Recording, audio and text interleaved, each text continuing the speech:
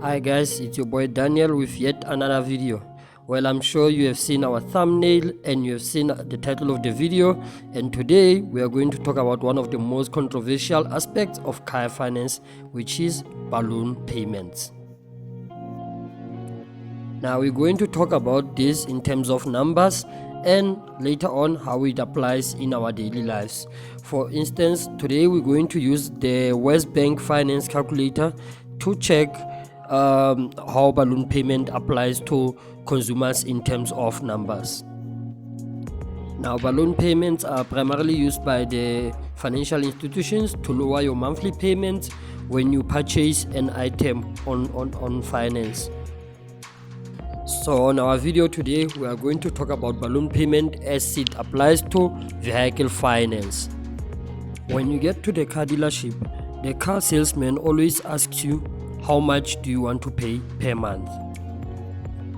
They ask you that because they know that they can play around with the numbers until they get to a figure that you will want to pay per month. If you are trying to buy a car that your monthly budget cannot accommodate, then the dealership will employ what we call a balloon payment. They will do so in order to lower the monthly payments so that they can at least meet what you can afford per month.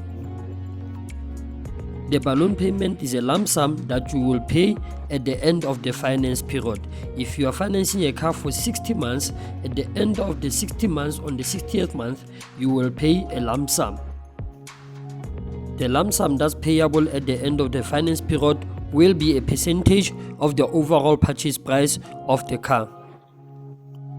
In simple terms, you can look at the balloon payment as like a deposit that you pay at the end of the finance period, except the fact that it's not a deposit, and I'll explain why is that so in a moment.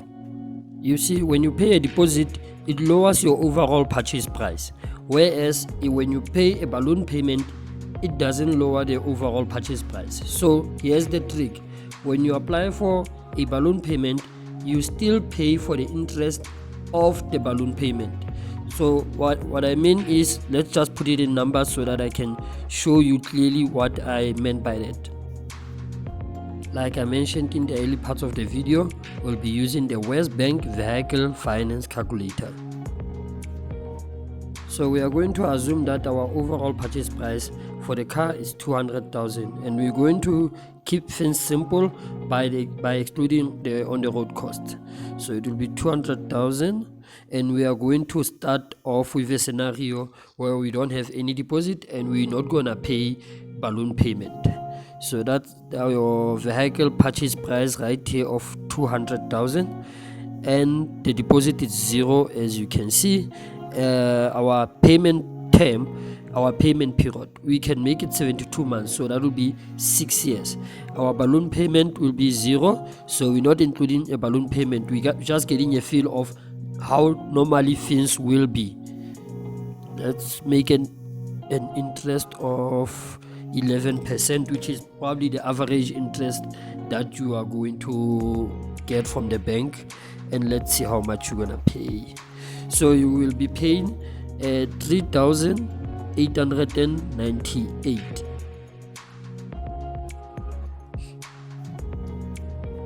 Now, having established the amount that you will normally pay, say for instance your budget was 3,300 and that 3,898 exceeds your budget.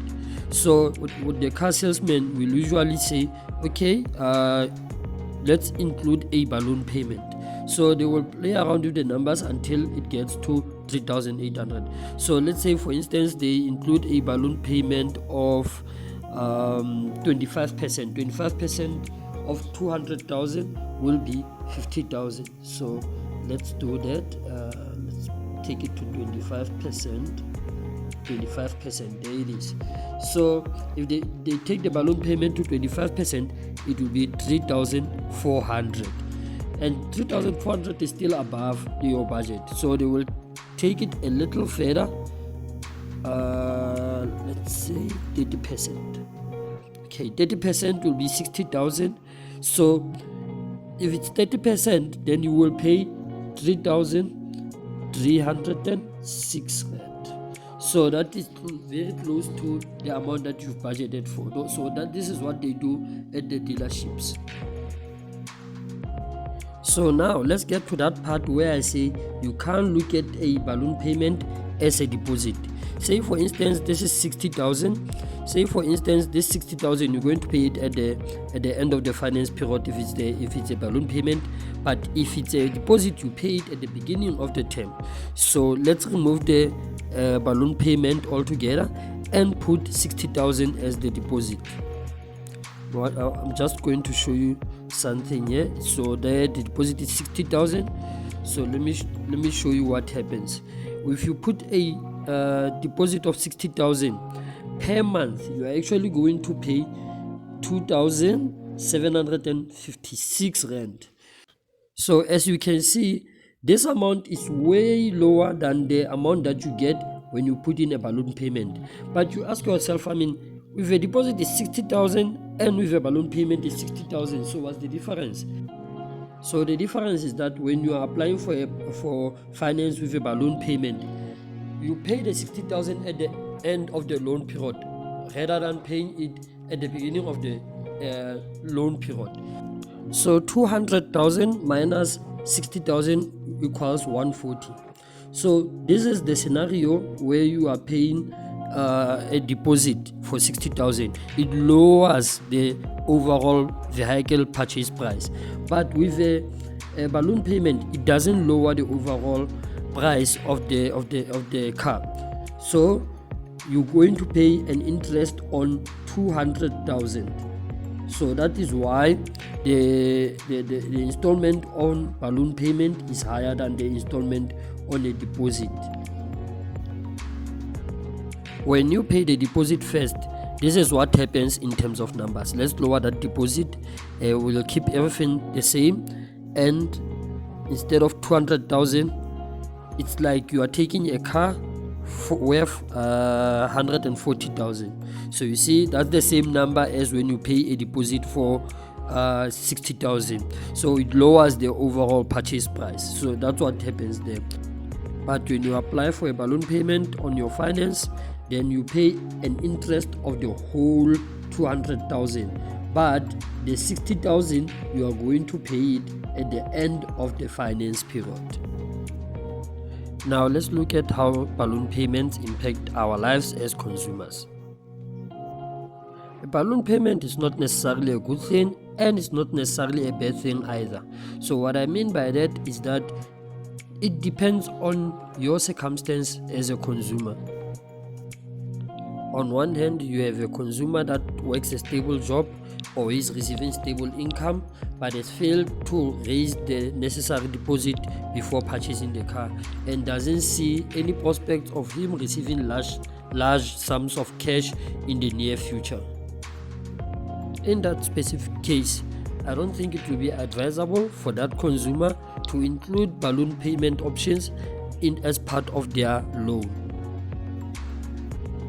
On the other hand, you have a consumer that maybe works a stable job or receives stable income, and maybe that consumer is running a business on the side which he can be able to withdraw large sums of cash from that business. So in that case, if that consumer decides to include a balloon payment as part of his loan, then yeah, it will make sense for that specific consumer, because at some point during the loan period he can withdraw large sums of money from the business and pay the balloon with that money. Well guys, I know that some banks can actually finance the balloon payment if you get to that stage and it happens that you don't have the lump sum to pay for the balloon payment. But I wouldn't advise that still, because getting financed for a balloon payment, it's another credit application on its own, and it can happen that the bank doesn't finance the balloon payment.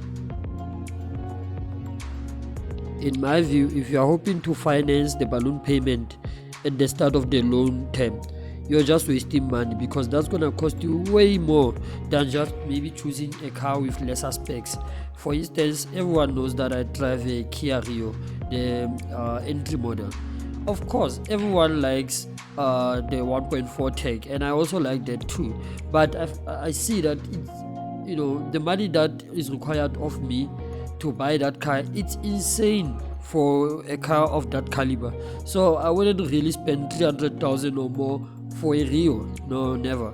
So I went for a lower spec one because I know that I don't have to pay a balloon payment. I can just finance the car over 5 years normally, even though I didn't pay deposit, but I know that in 5 years I'll be finished with the car, and I don't have to waste any more money than I have to.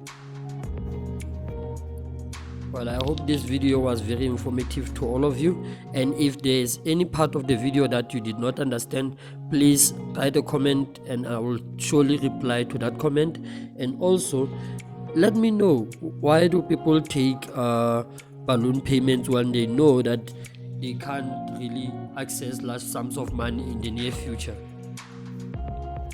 I'm also going to do a video on how me and my wife purchased 3 rental properties during COVID, and please comment on what you would like me to talk about on my next video. Thank you. Until next time, peace.